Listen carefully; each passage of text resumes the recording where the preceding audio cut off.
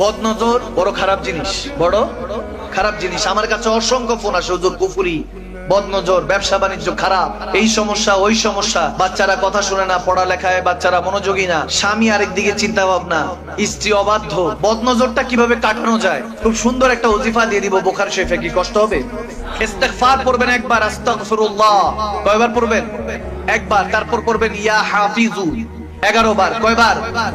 কি পড়বেন? ইয়া, আরো জোরে ইয়া, আরো জোরে কি? ইয়া হাফিজু 11 বার পড়ে তারপর দুরূদ শরীফ একবার পড়ে, যে কোনো বাচ্চা হোক বৃদ্ধ হোক যে কোনো বদনজর ফু দিবেন। প্রত্যেকদিন ট্রাই করবেন আসরের পরে। যদি এভাবে ট্রাই করতে পারেন ইনশাআল্লাহ 21 দিনের মাথায় বদনজর যত কুফরি আছে কেটে যাবে। সুবহানাল্লাহ বলেন।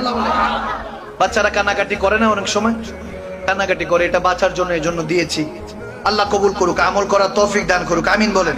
সজীবতা ও স্নিগ্ধতায় নিজেকে ডুবিয়ে রাখুন সব সময় ইব্রুনের প্রিমিয়াম এবং কোয়ালিটিফুল আতরের সাথে। অর্ডার করতে এখনই ভিজিট করুন www.ibrun.com।